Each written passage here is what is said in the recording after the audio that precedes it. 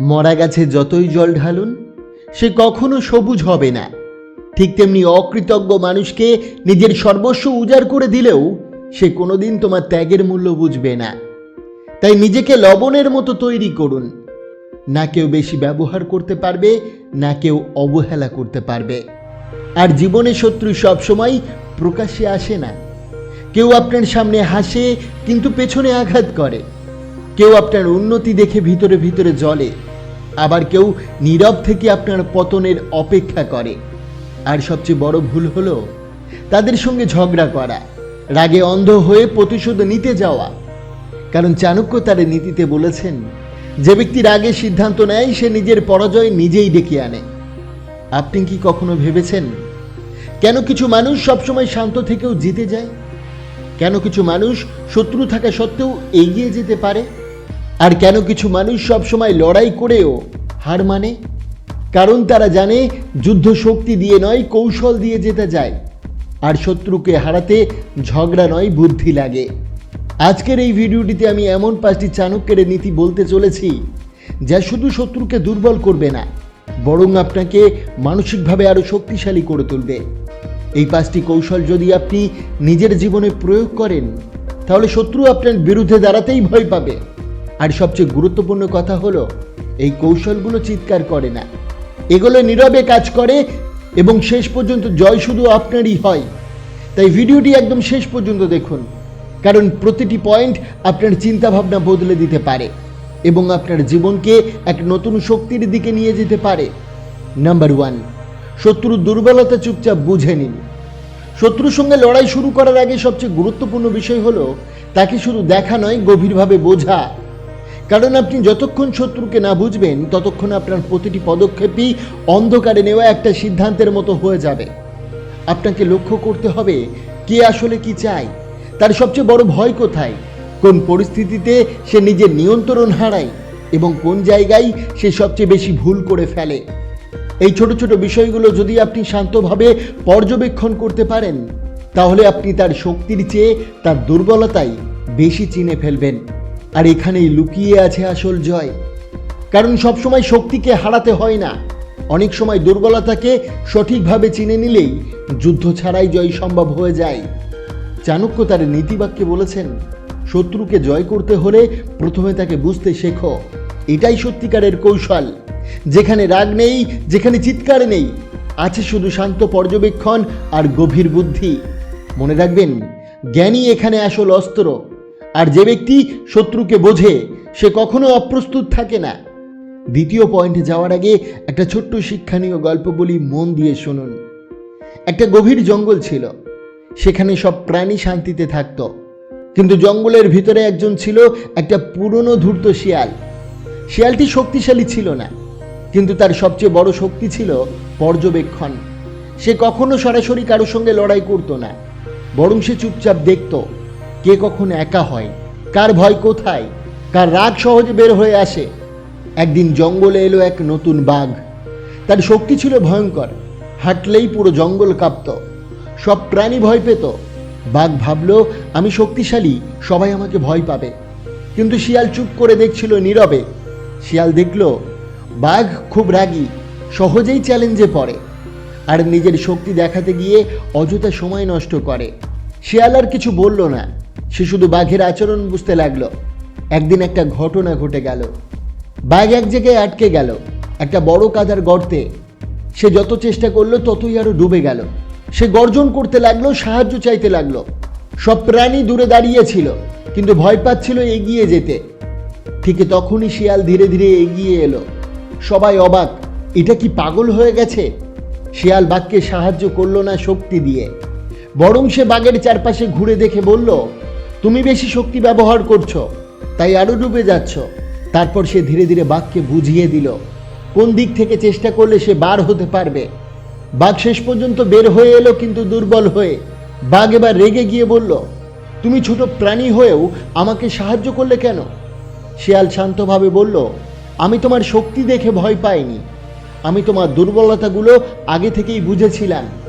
তারপর শিয়াল বলল, যে শত্রুকে বুঝে নেয় সে কখনো লড়াই না করেই জিতে যায়। তাই এখানে শিক্ষা হলো, শক্তি দিয়ে সব জয় করা যায় না, আসল জয় আসে বোঝার ক্ষমতা থেকে। যে ব্যক্তি শত্রুর দুর্বলতা, আচরণ এবং ভুল চুপচাপ বুঝে নেয়, সে কখনো অপ্রস্তুত হয় না এবং অনেক সময় যুদ্ধ ছাড়াই জয়ী হয়ে যায়। তাই আচার্য চাণক্য তার নীতিবাক্যে বলেছেন, শত্রুকে হারাতে হলে আগে তাকে বুঝতে শেখো। নাম্বার 2, শত্রুকে জব্দ করতে সরাসরি আঘাত নয়, সঠিক সময়ের অপেক্ষা করুন। অনেক মানুষই শত্রুর বিরুদ্ধে সঙ্গে সঙ্গে প্রতিশোধ নিতে চায়, রাগের মাথায় দ্রুত সিদ্ধান্ত নেয়, আবেগে অন্ধ হয়ে যায়, আর সেখানেই সবচেয়ে বড় ভুল হয়ে যায়। কিন্তু বাস্তবতা হলো, সব যুদ্ধ তৎক্ষণাৎ জেতা যায় না, সব জবাব সঙ্গে সঙ্গেই দিতে হয় না। কারণ বুদ্ধিমান মানুষ কখনো তাড়াহুড়ো করে না, সে অপেক্ষা করে। সে জানে সময় ধীরে ধীরে পরিস্থিতি বদলে দেয়, শত্রুর আত্মবিশ্বাস ভেঙে পড়ে এবং শত্রু নিজেই এমন ভুল করে ফেলে যা তাকে দুর্বল করে দেয়। আপনি যদি ধৈর্য ধরতে পারেন, তাহলে আপনি দেখবেন যে শত্রু একসময় খুব শক্তিশালী মনে হতো, সময়ের সঙ্গে সঙ্গে সে নিজেই নিজের ভুলে দুর্বল হয়ে যাচ্ছে। চাণক্য তার নীতিতে বলেছেন, সময়ই সবচেয়ে বড় শক্তি, এটা সব কিছু বদলে দেয়। এই কথার আসল অর্থ হলো, আপনি যদি সঠিক সময়ের জন্য অপেক্ষা করতে পারেন, তাহলে অর্ধেক যুদ্ধ আপনি আগেই জিতে যান। কারণ সঠিক সময় আসলে শত্রু দুর্বল হয়, পরিস্থিতি আপনার পক্ষে আসে, আর আপনার আঘাত সবচেয়ে কার্যকর হয়ে ওঠে। তাই মনে রাখুন, সঠিক সময়ের অপেক্ষা করা মানে দুর্বলতা নয়, এটাই সবচেয়ে বড় বুদ্ধি এবং সবচেয়ে শক্তিশালী কৌশল। নাম্বার 3, নিজের ইমেজ শক্তিশালী করুন। শত্রুর বিরুদ্ধে সবচেয়ে বড় অস্ত্র হলো শক্তি নয়, আপনার ব্যক্তিত্ব, আপনার পরিচিতি এবং আপনার তৈরি করা সুনাম। কারণ মানুষ আপনাকে যেমন ভাবে, আপনার চারপাশের পৃথিবীও আপনাকে তেমনভাবেই আচরণ করে। যদি আপনার ইমেজ শক্তিশালী হয়, মানুষ আপনাকে সম্মান করবে, শত্রু আপনাকে আঘাত করার আগে দুবার ভাববে, আর অনেকেই আপনার বিরুদ্ধে দাঁড়ানোর সাহসী হারাবে। এটাই বাস্তবতা।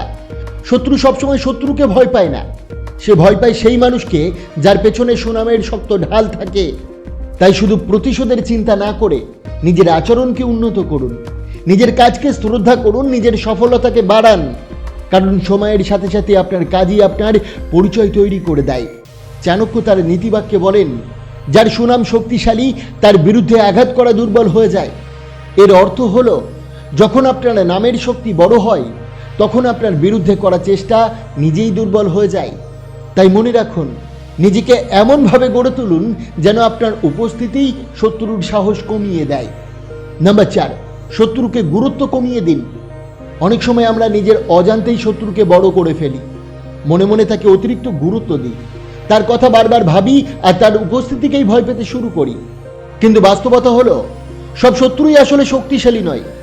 অনেক শত্রু শুধু আপনার ভয়ের কারণে বড় হয়ে যায়, আপনার চিন্তার কারণে তারা গুরুত্বপূর্ণ মনে হয়। যখন আপনি কাউকে বেশি গুরুত্ব দেন, তখন ধীরে ধীরে সে আপনার মানসিক শক্তির অংশ হয়ে যায়। আর এখানেই সবচেয়ে বড় ভুল ঘটে, আপনি নিজের শক্তি কমিয়ে দেন আর শত্রুকে অজান্তেই শক্তিশালী করে দেন। তাই বুদ্ধিমান মানুষ কি করে, সে শত্রুকে অতিরিক্ত গুরুত্ব দেয় না, বরং তাকে সাধারণ একটি বিষয় হিসাবে দেখে। মনে মনে সে নিজেকে বোঝায়, সে আমার জীবনের কেন্দ্র নয়, সে গুরুত্বপূর্ণ নয়। এই মানসিকতা আপনাকে ভেতর থেকে শক্তিশালী করে তোলে। কারণ আপনি যখন কাউকে ছোট করে দেখেন না, কিন্তু অতিরিক্ত বড়ও করেন না, তখন আপনি ভারসাম্য থাকেন। চাণক্য তার নীতিবাক্যে বলেছেন, যাকে তুমি গুরুত্ব দাও সেই তোমার শক্তি হয়ে ওঠে। এর অর্থ হলো, আপনি যাকে আপনার চিন্তার কেন্দ্র বানাবেন, সেই ধীরে ধীরে আপনার মানসিক শক্তি নিয়ন্ত্রণ করতে শুরু করবে। তাই মনে রাখুন, শত্রুকে হারাতে কখনো কখনো লড়াই নয়, বরং তাকে আপনার মনের গুরুত্ব থেকে সরিয়ে দেওয়াই সবচেয়ে বড় জয়। নাম্বার 5, নিজের চারপাশে শক্তিশালী মানুষ দিয়ে ঘিরে রাখুন। একজন মানুষ কখনোই শুধু নিজের শক্তির উপর পুরোপুরি নির্ভর করে বড় হতে পারে না, তার চারপাশের মানুষই তার আসল শক্তি তৈরি করে।